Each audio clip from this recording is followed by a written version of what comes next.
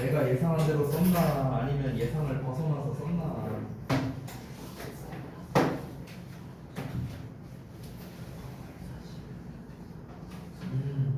내가 예상한 대로 썼어요.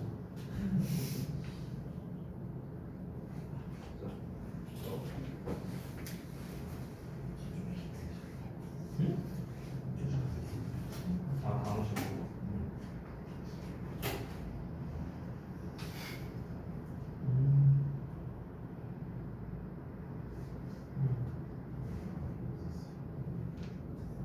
내가 이상한 대로 썼어. 내가 이상한 대로 썼어.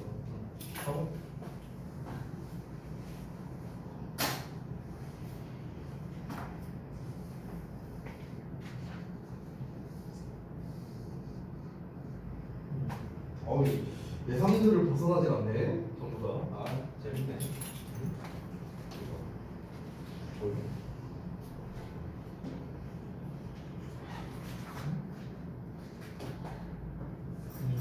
이 정도 내가 예상한 대로 썼어. 재밌네.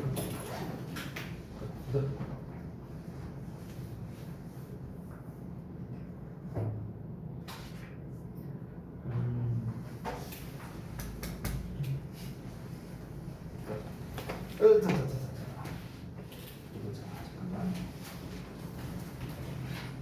아, 이거 같이 붙여갖고.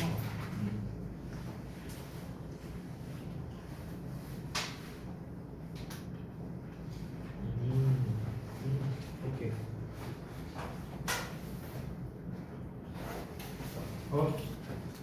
초호검사도 있어, 오, 나름 예상을 벗어난 게 하나 있긴 있어. 자, 좋아.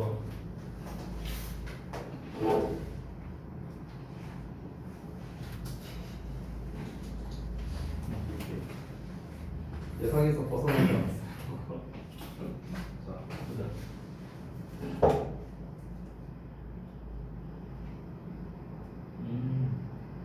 하필이면 딱 빼놓고 근데 느낌이 있어요. 오케이. 잠깐만. 오, 진짜. 자, 제가 이제 오늘 그 기본 테스트를 이렇게 한번 쭉 봤는데요. 누구는 이제 예상한 대로 썼다, 예상을 벗어났다 이렇게 한 게 있었죠. 제가 오늘 수업할 내용의 이제 골자는 뭐냐면요. 그동안 이제 여러분이 배웠던 어법에 대한 통념을 좀 깨주고 싶어요. 네. 그리고 왜 그걸 깨야 되는가. 이것도 중요하겠죠.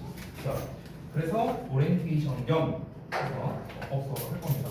아마 오늘은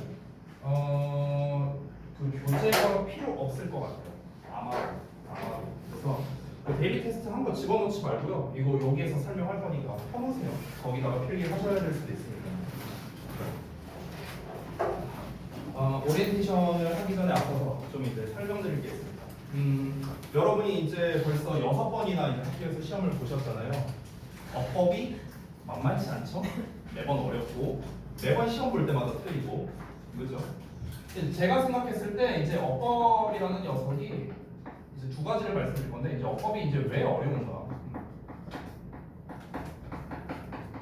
이걸 한번 생각해 볼게요. 제 개인적인 생각, 여러분이 아마 이래서 어법이 어렵지 않을까 하는 개인적인 생각입니다. 자, 첫 번째는 뭐냐면요. 일단 용어 정립이 안 돼 있어요. 그러니까 들어본 건 많아. 부정사니, 관계사니, 가정법이니 들어본 건 많아. 근데 그게 뭐냐라고 물어보면 대답을 못해요. 이게 첫 번째. 두 번째, 외울 게 너무 많아. 이거야. 니네 입장에서 뭐만 하면 예외네. 이런 경우가 있어. 근데 이건 예외적으로 이렇게 해야 되는데 또 저렇게 해야 되는데 외울 게 더럽게 많아요. 이게 지금 두 번째 문제.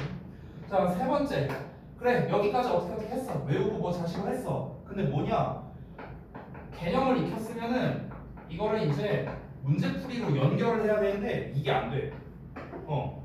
그러니까 중학교 때부터 계속 배웠어. 투부정사의 명사종용법, 뭐 형용사종용법, 뭐 어쩌고저쩌고 막 배웠어. 배우면 뭐하냐고. 써먹질 못하는데, 그렇죠? 써먹질 못하는 거야. 이래서 여러분이 맨날 어법에서 틀려오는 거죠. 이제 여기에서 더 추가적으로 말씀드릴 게 있는데요. 우리가 중등부 때를 한번 생각해봐. 중학생 때는 우리가 영어 그 문법을 어떻게 했었냐면은 아마 여기 계신 분들이 대부분은 중학교 때는 시험을 그래도 좀 괜찮게 보지 않았을까? 그래도 80 이상은 받았을 거 아니야, 꾸준히. 그죠? 근데 지금 고등부 들어와서는 계속 뭐잘 보신 분들도 있겠지만 대부분 골골대고 있을 거야. 그죠? 그 중에서 어법 같은 경우는요. 중등부 때와 차이점, 결정적 차이점은 뭐냐면 중등부 때는 어법을 범위를 정해줬어요. 예를 들어서 1과 예를 들어서 관계 주격 관계대명사, 분사 분명. 그래서 학교에서 막 프린트 같은 거 주고 이런 거 나온다. 설명해주고. 그럼 너네는 그 관련된 어법을 이제 대입다 문제 풀고 이런 식으로 이제 공부를 했죠. 그렇죠? 근데 여러분 고등학교 들어와서 혹시 이런 적이 있어요? 자, 이번 시험에서 관계대명사, 관계부사, 가정법 시험에 나온다. 열심히 공부해. 이런 적이 있어요? 한 번도 없을 겁니다. 왜? 고등부는 범위가 안 정해져 있어요. 그딴 거 없어. 그냥 언제나 전범이야. 언제나 전범이. 그럼 이제 우리 입장에서는 어디까지 이걸 생각하고 고려해서 우리가 어법 문제를 풀어야 되는가? 그 범위가 너무 많고 포괄적이다라고 느껴지니까. 그러니까 뭔가 외울 게 많다. 이거랑 연결되는 거죠. 네. 그러다 보니까 이제 어법을 좀 어려워한다. 이렇게 볼 수 있겠습니다. 자, 그런데 제가 특히 우리 주역고 학생들 같은 경우는요, 제가 설명을 굉장히 여러 번 했었는데 고등부 어법은 그렇게 어렵지 않다. 그래서 고등 기출어법은 세 가지로 정리할 수 있다. 제가 정말 많이 설명했습니다. 근데 설명하면 뭐하냐고 또 써먹지도 못하는데, 그죠? 그래서 다시 한번 할 거예요. 또 이제 못 들은 분들도 있으니까. 자, 오리엔테이션을 본격적으로 시작할 건데, 자, 첫 번째는요, 어법 학습의 목적에 대해서 먼저 좀 말씀드릴게요. 자, 여러분, 우리는요, 문법을 배우는 게 아니에요. 어법을 배우는 겁니다. 선생님, 뭐가 달라요? 문법이란 건 뭐냐면 쉽게 말하면 너네가 중학교 때 배웠던 단순 암기식이라고 생각하면 돼요. 예를 들어 볼까? want 뒤에 투부정사 온다. avoid 뒤에 ing 온다. 이런 거. 사역동사, 목적어, 동사원형. 이거 뭡니까? 다 암기로 커버되는 거죠. 그렇죠? 고등학교 들어와서는요. 여러분이 그런 문제를 본 적이 없을 거예요. 왜? 단순 암기는 안 냅니다. 학교에서. 안 내요. 그런 문제를 왜 내요? 자, 그리고 두 번째. 우리는요. 어법 문제를 잘 풀려고 어법을 배우는 게 아닙니다. 이거를 명확하게 먼저 좀 잡고 가야 돼요. 여러분 모의고사에서 어법 문제 몇 개 나와요? 하나 나오잖아. 하나. 자, 내신에서는요. 학교마다 차이는 있겠지만 보통 두 개. 정말 많이 나오면 네 개입니다. 근데 보통 시험 문제가 몇 문제죠? 25에서 28문제. 이 정도 나오죠, 보통. 객관식, 서술형 다 포함해서. 그러면은 비중을 따져봤을 때 이제 압도적으로 나머지 독해의 비중이 훨씬 더 많다라는 겁니다. 그렇죠? 그러면 우리가 어법 문제를 잘 풀기 위해서만 어법을 배우면요 낭비죠, 낭비. 모의고사에서 하나 나오고 내신에서 둘에서 네 문제, 심지어 고2 때는요 보통 두 문제 나와요. 일반적으로는 어법을 많이 안 냅니다. 그러면 퍼센트로 따져도 10%도 안 되는 비중. 모의고사는 말할 것도 없고요. 근데 이거 맞추자고 우리가 어법 공부한다고? 낭비죠, 낭비. 그렇죠? 어법을 공부하는 이유는 뭐냐면요 올바른 해석을 위해서입니다. 올바른 해석. 여기서 내가 해석이라고 썼는데 여기서 말하는 해석은 직독직해만 말하는 건 아니에요. 직독직해는 당연히 포함되어 있고요. 그 녀석의 뉘앙스도 같이 알아야 돼요. 근데 그 뉘앙스를 어떻게 파악하냐? 정확한 어법을 통해서 우리가 파악할 수 있습니다. 두 번째는 당연히 말할 것도 없죠. 영작이죠, 영작. 이 두 가지를 위해서 우리는 어법을 배우는 거지 어법 문제 잘 풀자고 어법을 배우는 건 아니에요. 물론 제가 어법 문제 푸는 법도 알려줄 거예요. 이건 껌이에요, 여러분. 이건 껌입니다. 제가 우리 주역고 학생들한테 맨날 줬던 프린트가 있어요. 그거를 다시 한번 뽑았고 전원에게 다 드릴 겁니다. 어디갔냐? 여기 제가 준비를 했거든요. 이따가 드릴 거예요. 근데 이게 3페이지짜리거든요. 3페이지짜리. 근데 이 3페이지짜리 익히면요, 제대로 익히면요, 다 풀 수 있어요. 수능 문제도 풀 수 있어. 그러니까 잘 하기만 하면 돼요, 여러분. 잘 따라오기만 하면 돼요. 자, 그러면 한번 가볼게요. 첫 번째는요, 언어적 차이부터 설명드릴게요. 언어적 차이. 제가 좀 자신 있게 말씀드릴 수 있는 건 뭐냐면요, 오늘 수업이 저는 앞으로 여러분이 배울 그 어떤 어법 수업보다도 중요하다라고 강조하고 싶습니다. 왜 그러냐면요, 오늘 제가 설명드리는 건 그 어떤 어법 체계도 안 나와 있어요. 안 나와 있어. 근데 여러분이 그동안 가지고 있었던 통념적인 거나 그리고 궁금했던 거 이런 것들을 제가 좀 일부 해결을 해드릴게요. 자, 봅시다. 여러분 일단 영어는요 서양식 언어고요. 한국말은 당연히 동양식 언어입니다. 언어라는 거는요 문화를 가장 잘 녹여낸 어떤 도구예요. 도구.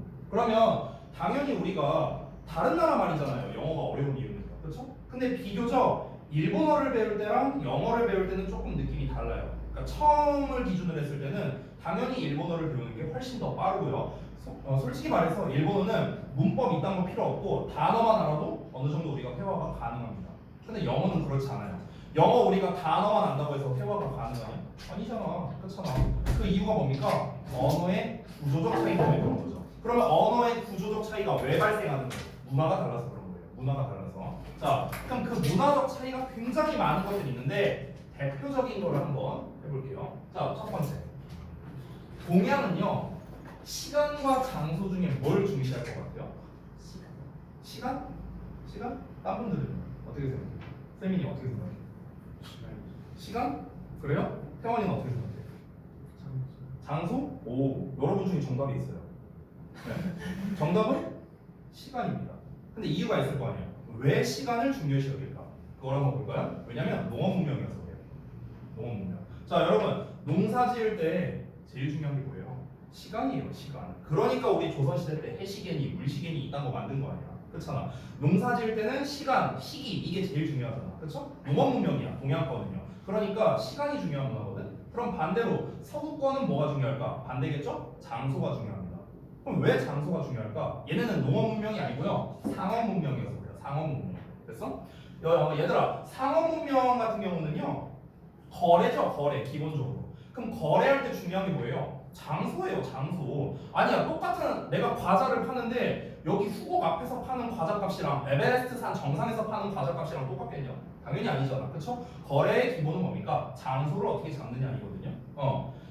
기본적으로 언어라는 거는요. 거래, 이제 영어라는 언어는요. 거래에서 이제 비롯된 거예요. 우리가 흔히 영어의 기원을 따질 때 성경으로 생각하는 사람이 있는데 성경이 아니고요. 거래에서 나온 거예요. 옛날에 뭐 예를 들어 옆집에 우가우가 씨한테 내가 소 한 마리 빌려줬다. 그럼 이거를 증거로 남겨야 될 거 아니야, 그렇지? 그래서 뭐 한 거야? 벽에다가 소 그림 그리고, 됐어? 여기에서 문자가 발달한 거란 말이야. 그렇기 때문에 영어 같은 경우는요 상업 문명이에요. 상업 문명. 이 서구권 언어는요. 자, 그러면 지금 문화적 차이가 굉장히 여러 가지가 있지만 가장 기본적인 거 두 개만 맞습니다. 동양은 시간을 중요시 여기고 서양은 장소를 중요시 여긴다. 이런 얘기를 했죠? 자, 그럼 이제 문화적 차이를 알았으니까 이게 언어에 어떻게 녹아들어 있는 걸 한번 볼까요? 자, 한번 볼게요.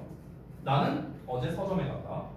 I went to the library yesterday. 이렇게 나왔어요. 볼까요? 나는 어제 서점에 갔다. 어제 시간이 먼저 나왔네. 그죠? 아래 거 어때요? I went to the library yesterday. To the library. 장소가 먼저 나왔네요.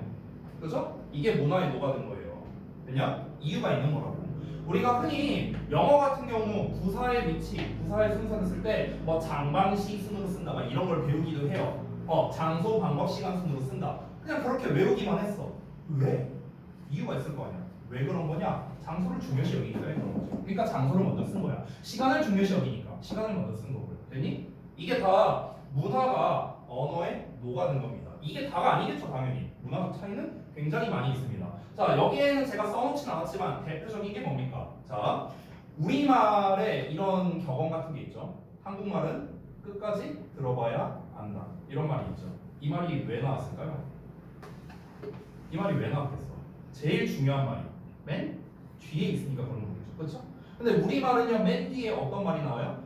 얘가 뭐뭐해서 뭐뭐해서 뭐뭐합니다로 끝나죠. 우리말은. 즉 맨 뒤에 뭐가 나와? 동사. 그렇죠. 서술어가 나와요. 서술어가. 그렇죠? 그러니까 우리말은 구성이 이렇게 돼 있어요. 근데 영어는요. 이렇게 구성돼 있죠. 그렇죠?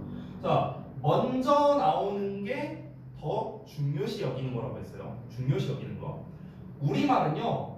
대상을 중요시 여기고요. 동양권은 서구권은요. 행위에 중요시 여기기 때문에 그런 거예요. 됐어? 이게 다 문화에 반영되는 거라고. 이런 어순적 차이가 있는 게.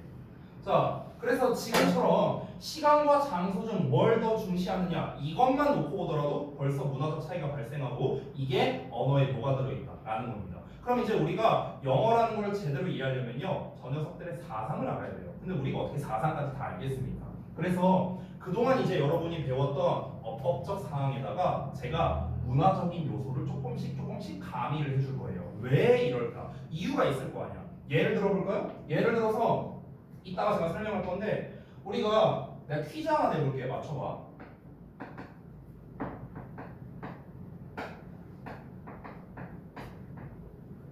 조동사죠? 전부 다? 자, 한 명씩 한번 말해보자. 번외, 이거 과거형이 뭐야? 자, 우정이 이거 과거형이 뭐야? 자, 문수 이거 과거형이 뭐야? 자, 윤재 이거 과거형이 뭐야? 오케이, 여기까지 좋아요. 자, 그럼 내가 마지막으로 하나 더 써볼게. 얘 과거형이 뭐예요? 얘 과거형이 뭐예요? 대답을 못하죠? 왜 대답을 못할까? 얘는 과거형이 없어요.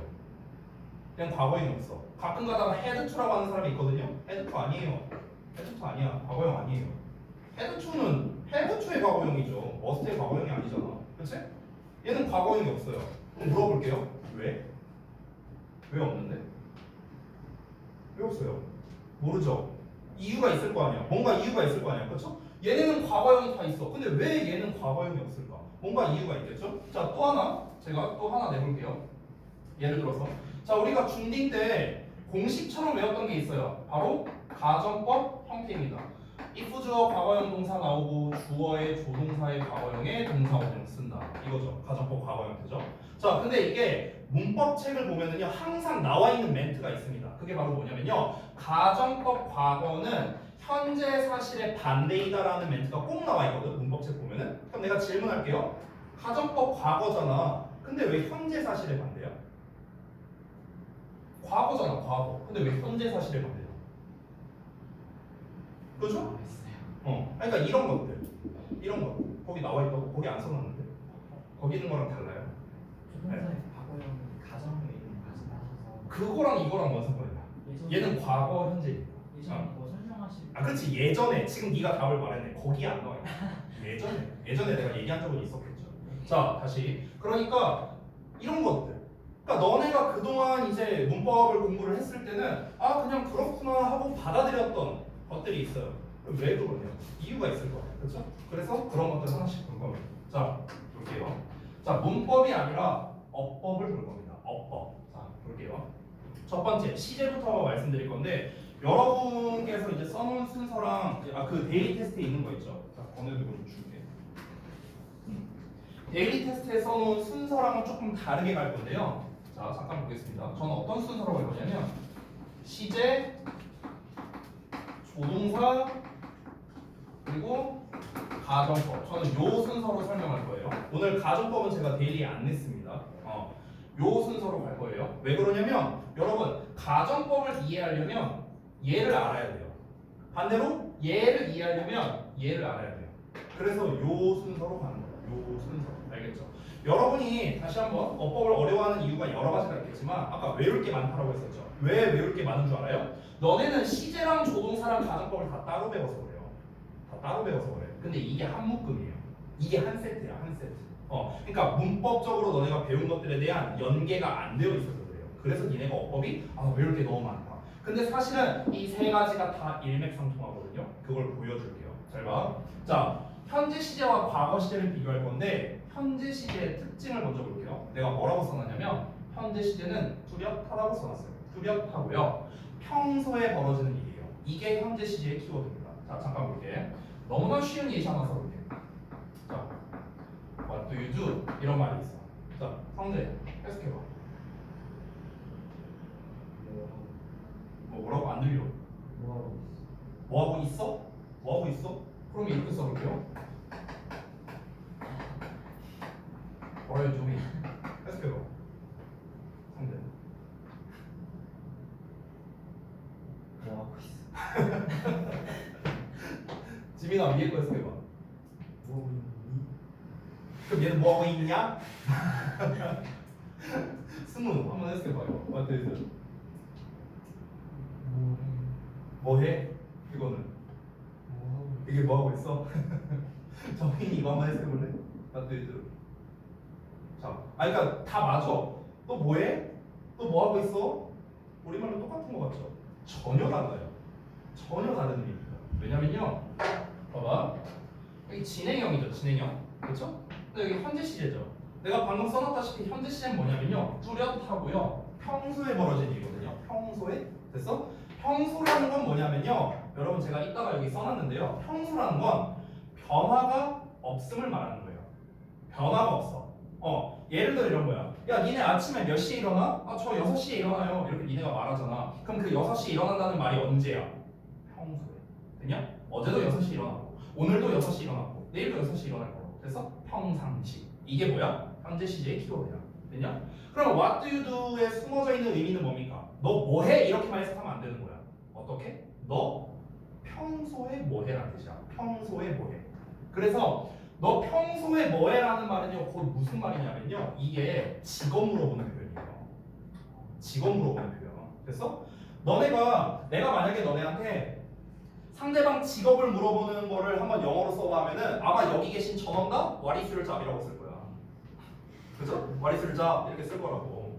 아니에요. what is your job이라고? 물론 말은 되죠. 말은 되는데 그렇게 표현하지 않습니다. 왜냐면 당신의 직업이 뭐냐라고 물어보는 건 굉장히 직접적이기 때문에 사적인 걸 물어보는 거죠. 굉장히 신뢰가 되는 표현일 수 있어요. 우리말에서도 그렇잖아요. 내가 처음 만난 사이야. 다짜고짜 직업이 어떻게 돼요? 물론 내가 약간 건들건들하게 하고 있지만 직업이 뭐야? 되게 신뢰되는 말이잖아. 그래서 우리도 어떻게 합니까? 돌려서 표현하죠. 우리는 어떻게 돌려서 표현합니까? 하시는 일이 어떻게 되세요? 뭐 하시는 분이세요? 이렇게 돌려서 말하죠. 똑같은 거예요. 그래서 what do you do? 하면 뭐냐? 너 평소에 하는 일이 뭡니까? 직업 물어보는 표현이에요. 좀 더 정확하게 말하자면 what do you do for a living? 이렇게 표현해요. What do you do for a living? 삶을 위해서 넌 평소에 뭐 하니? 이거거든요. 직역하면 이게 무슨 말이야? 직업 물어보는 표현이야. 됐냐? 그러니까 현재 시제는 다시 한번 뭐다? 평소야. 평소. 알겠죠? 평소고 뚜렷한 거예요. 니네 아까 데일리 테스트에 써놓은 답들 보면은요, 다 중학교 문법 책에 나와 있는 것들을 써놨어요. 뭐 과학적 사실이니 뭐 있지? 뭐 불변의 진리 뭐 이딴 거 있잖아요. 정말 죄송한데 저는 그런 걸 외워본 적이 없어요. 그래서 저도 잘 몰라요. 근데 얘들아, 불변의 진리, 과학적 사실 얘네들의 다 공통점이 뭔데요? 이거 아니에요? 변화가 없잖아. 지구가 태양을 돈대요. 그럼 내일은 태양이 지구를 도나? 아니잖아. 변화가 없잖아요. 평상시에 벌어지는 일이라고요. 현재 시제 키워드가 뭐다? 이거야, 이거야. 이게 왜 중요하냐면요. 좀 이따가 설명을 제가 할 건데요. 이걸 알아야 독해에서도 니네가 써먹을 수 있어요. 알겠죠? 좀 이따 알려줄게요. 참고로 아래 거는요. 진짜 너 지금 당장 right now 하고 있는 일이 뭐냐? 지금 당장 뭐 하고 있냐? 이게 what are you doing? 됐죠? 그래서 얘는요. 일시적인 걸 물어보는 거야. 일시적인 거. 알겠죠? 자. 그래서 현재 시제에 대해서 얘기를 했는데 자 한번 예문을 보겠습니다. The quantitative arena is by its nature difficult, unpredictable, and uncontrollable. 이렇게 나왔어요. 현재 시제 나왔죠. 그렇죠. 그러면 경쟁적인 경기장은 블라블라블라블라 하다. 우리 그때 독해 시간에 아마 했던 것 같은데. 그럼 봐봐. 경쟁이 벌어지는 경기장은 원래 힘들고 예측 불가능하고 통제할 수 없다라고 나와 있습니다. 이건 뭡니까? 경기장에 대한 정의를 내리는 거예요. 왜? 현재 시제로 말했으니까 변화가 없거든. 경기장은 이래 라고 정의를 내리는 거야. 정의를 내린다는 건 뭡니까? 변화가 없다라는 거라고요. 경쟁적인 경기장은 어제도 이랬고 오늘도 이렇고 내일도 이럴 거야. 이런 의미라고. 됐어요? 변화하지 않는다. 이게 현재 시제의 가장 중요한 키워드예요. 알겠죠? 넘어갈게요. 과거 시제. 자, 과거 시제는요. 희미합니다. 내 눈앞에 안 보여요. 왜? 말 그대로 옛날에 있었던 일이니까. 야, 1950년에 6.25 전쟁이 있었어요. 여러분이 겪어봤어요? 안 겪어봤잖아. 나도 안 겪어봤어. 그냥 내 눈앞에 있지 않은 희미한 일이에요. 희미한 일. 그래서 과거 시제의 키워드는 뭐냐면요. 희미함이야. 희미함. 알겠냐? 자, 예를 보자면 Family was amazed by the isolation they experienced when they moved into the San Francisco neighborhood. 이렇게 나왔어요. 그럼 여기 보면 was amazed, moved 이렇게 과거형 동사가 나왔단 말이야. 한 가족이 놀랐대. 그 가족이 샌프란시스코로 이사를 갔대. 언제? 옛날에 갔었대. 그래서 지금 어쩌라고? 몰라. 지금 어쩐지. 이사를 가서 뭐 왔는지 어쨌는지 뭐 모른다고. 그냥 옛날에 그냥 그런 일이 한 번 있었을 뿐이라고.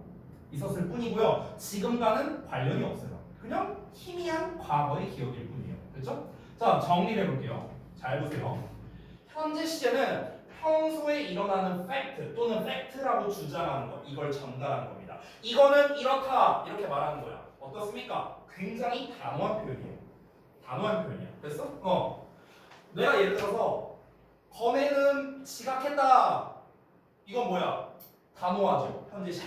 그냥 근데 이제 거네가 지가 할 수도 있어 이러면은 단호한 게 아니죠. 그렇죠? 이거는 어떤 이제 추측성의 의미가 들어간 거죠. 단호함은 뭡니까? 변화가 없음을 말하는 거라고. 변화가 없는다. 그래서 얘들아 이게 대단히 중요한 건데 얘네가 독해를 하는데 첫 문장에 현재 시제가 나와. 그러면 주제의 가능성이 굉장히 높아요. 왜 그럴까? 뭐는 뭐뭐다. 되게 단호하고 세게 얘기하는 거란 말이야. 현재 시제를 쓴다는 것 자체가. 그렇기 때문에 첫 문장에서 현재 시제가 쓰였다는 거는 필자가 굉장히 강력하게 주장하고 있다라고 봐도 되는 거예요. 됐어요? 이거는 이렇다. 됐냐? 자, 과거 시제는 아까도 말했다시피 눈앞에 보이지 않는 희미하고 애매하고 이런 느낌, 좀 약간 확신이 떨어지는 이런 느낌이라고 생각하면 돼요. 알겠죠? 요거를 알고 있는 상태에서 이제 가겠습니다. 자, 다음은 자타동사인데 이거 보기 전에 이거부터 볼 거예요. 조동사. 여기를 먼저 볼게요. 자, 여기다가 내가 간략하게 정리해보자면 결국 현재 시제는요 뚜렷합니다. 현실적이에요. 과거 시제는 뭔가 희미합니다.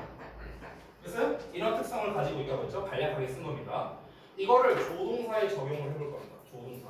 자, 여러분 제가 여기다가 결론을 먼저 썼는데 조동사의 현재형은 추측이고 조동사의 과거형은 가정이다 이렇게 써놨습니다. 왜 그런지를 알아야죠.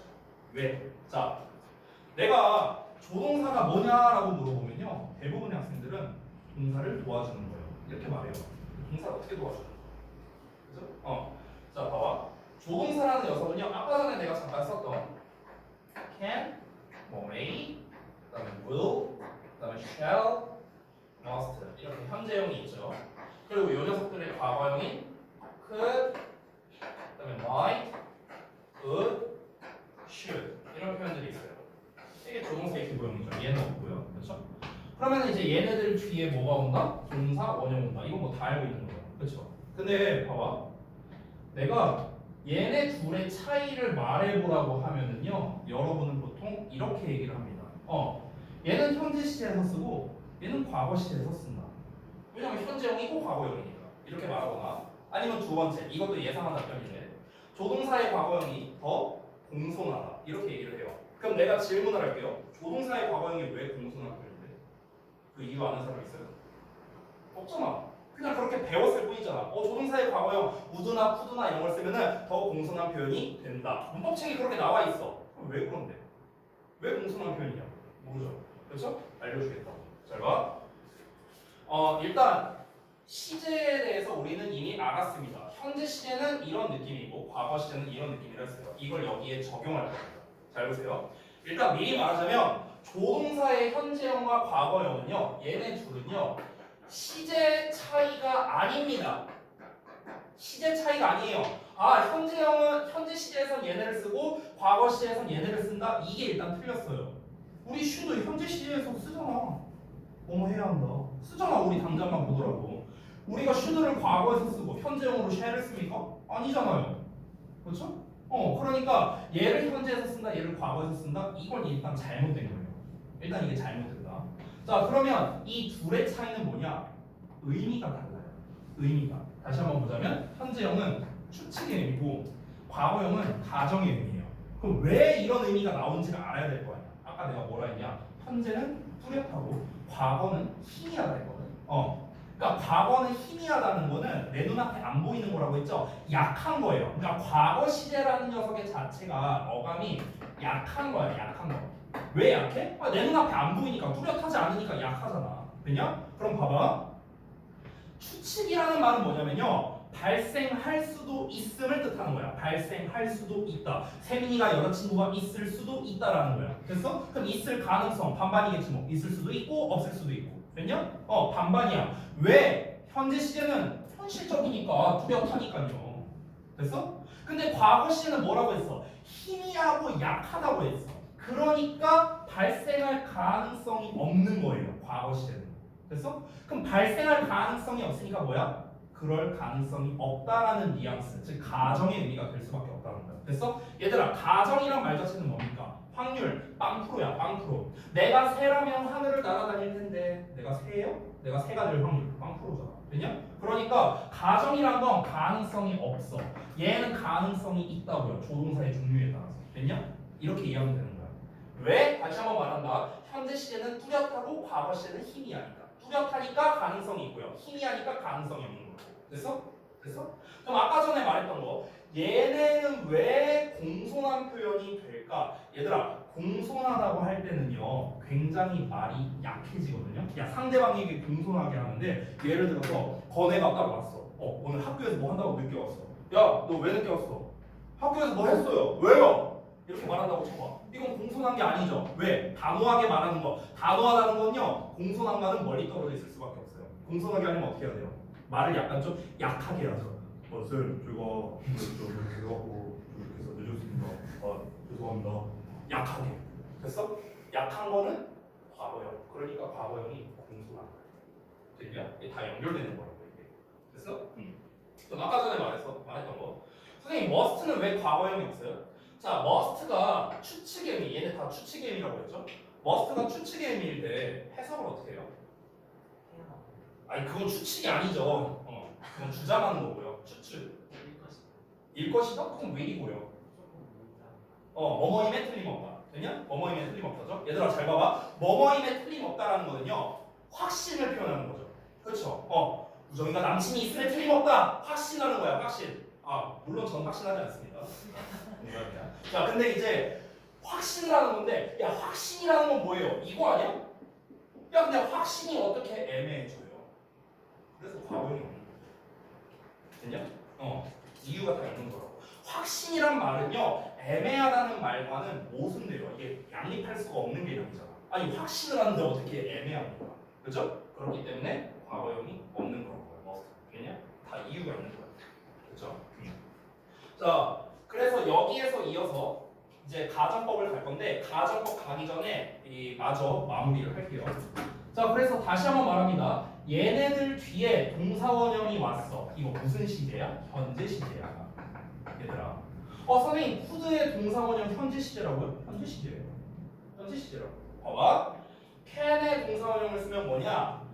추측을 나타내는 현재형이고, 쿠드의 동사원형을 쓰면 가정을 나타내는 현재형. 알겠냐? 현재형이라고. 현재형. 얘네들은요. 아까 말했죠? 시제 차이가 아니라고 했어요. 의미가 다른 거라고 했어.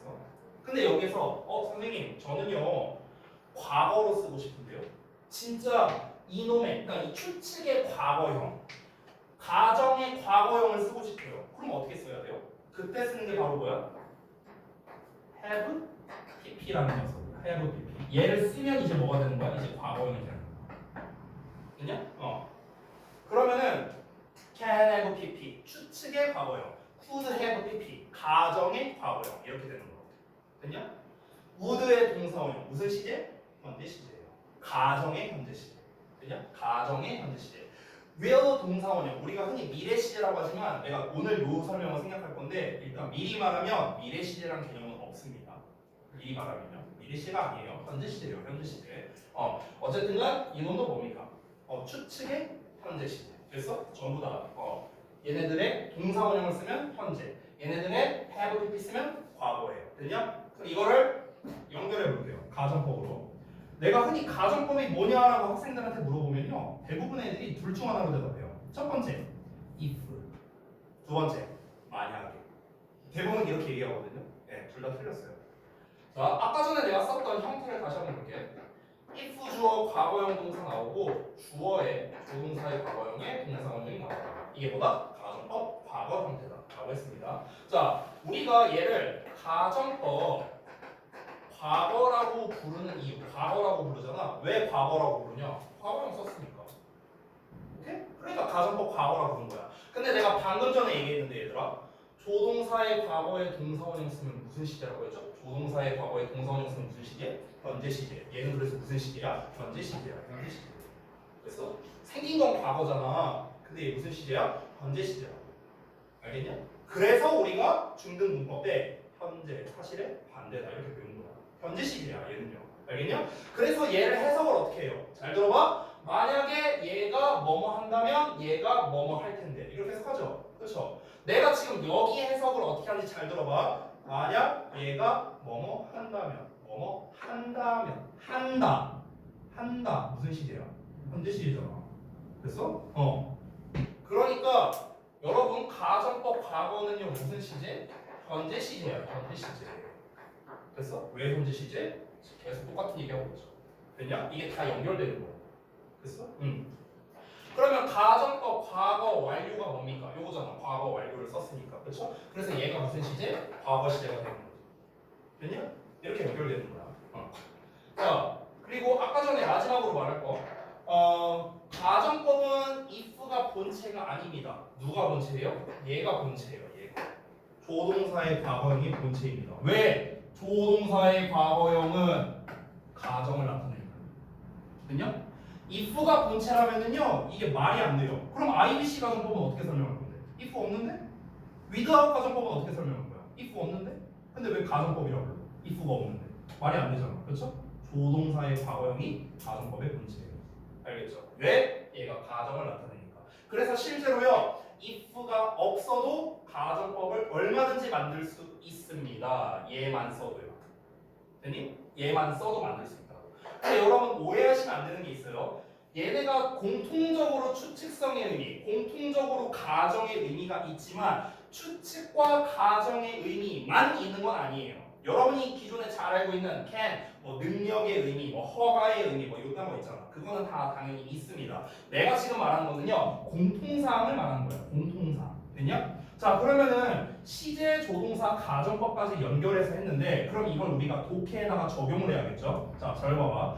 독해에서 만약에 would라는 놈이 나왔어. 내가 너네한테 해석시켜보면은 대부분 여기 있는 단어 다 해석할 수 있거든? 근데 맨날 내가 물어봤을 때 학생들이 대답을 못하는 해석이 두 개가 있어. 첫 번째, shall. 두 번째, would예요. 이 두 개를 해석을 못해. 그걸 해석 못해. 번에 shall 해석해봐. 안 되잖아. 그렇죠? 스노우, would 해석해봐. 안 되잖아. 봐봐. 맨날 물어보고 이거 두 개만 해석을 못해요. 이거 두 개만 못해. 이거는 뭐 중요한 건 아니니까 내가 이제 그냥 가볍게 들으셔도 돼요. 옛날에는 will과 shall을 구분해서 썼었어요. 좀 오래전에는요. 근데 이제 지금은 좀 불필요하다라고 느껴져서 will로 퉁쳐서 쓰는 거예요. 둘 다 할 것이다요. 할 것이다. 근데 차이는 있어요. will은요. 주어의 의지로서 할 것이다라는 뜻입니다. 주어의 의지로서. 그래서 will이 실제로 의지라는 뜻도 있죠. 명사로서. 그렇죠? shall이라는 거는요. 주어의 의지가 아니에요. 신의 의지입니다. 신의 의지. 예를 들어 볼까요? 여러분은 내년에 19살이 됩니다. 여러분의 의지랑 상관 있어요? 너네 의지랑 상관없잖아. 이럴 때 shall을 썼어요. 예전에는 그랬다고. 근데 이제 지금은 그걸 딱히 구별해서 쓰지는 않는다. 이렇게 된 거죠. 자, would라는 놈 한번 볼게요. would를 내가 해석해라면요. 뭐뭐 할 것이다, 뭐뭐 할 것이었다 아주 그냥 뭐 다 나와요. 그러니까 틀린 건 아닌데요. 의미를 못 살려요. 다시 한번 말할게. 얘네들은 다 뭐라? 가정이라고 했죠. 가정. 그렇죠? 그러니까 얘는 어떻게 해석하는 거냐? 정석이 할 텐데요. 할 텐데. 됐어? 이게 would의 원래 정석이야. 할 텐데. 그럼 얘들아, 할 텐데라는 이 해석 자체가 중요한 게 아니야. 뭐가 중요하냐면 거기에 숨어져 있는 의미가 중요해요. 가정은 쌍프로라고 했어요. 발생할 확률이. 그렇죠? 그러면 일단 가정법 표현이 나왔다는 것 자체가 우리 머릿속에 뭐가 있어야 되냐면 이거 실제로는 발생 안 했구나. 실제로 이런 일 없었구나로 니네가 봐야 되는 거야. 독해를 볼 때. 알겠어? 예를 들면 이런 거 있잖아. 만약에 1990년에 6.25 전쟁이 발생하지 않았더라면 우리의 삶이 달라졌을까? 예를 들어서 이렇게 나왔다고 쳐볼게. 그러면은 6.25 전쟁이 발생하지 않았다면 우리의 삶이 달라졌을까? 삶이 안 달라졌어요. 왜? 발생했으니까 6.25 전쟁은. 그러니까 가정법은요 말 그대로 가정을 하는 거지 실제로 그런 일은 없었다라고 니네가 생각을 해야 되는 거야. 알겠냐? 이게 가정법을 해석하는 거의 기본이에요. 한 번 더 말할게요. 가정법 표현, 조동사의 과거에 동사원형이나 have to be 나왔다. 어떻게 생각해야 된다? 실제로는 요 일이 없었다. 이렇게 생각할 줄 알아야 된다. 알겠죠? 자, 그래서 시제, 조동사, 가정법까지 한 세트로 설명드렸습니다. 한 번 더 정리할게요. 자, 현재 시제는 명확하고 뚜렷하고 평상시에 일어나지만 과거형은 약하고 희미합니다. 따라서 조동사의 현재형도 뚜렷하기 때문에 발생할 가능성이 있는 현재 시제와 뚜렷하지 않는 과거 시제를 쓰기 때문에 가능성이 없는 가정법의 의미가 된다. 가정의 의미가 된다. 그래서 가정법에서도 그게 연결이 된다. 그래서 이 정도로 정리하겠습니다. 됐죠? 됐죠? 자 그럼 아까 전에 2번에다가 제가 써놨던 그 자동사 타동사로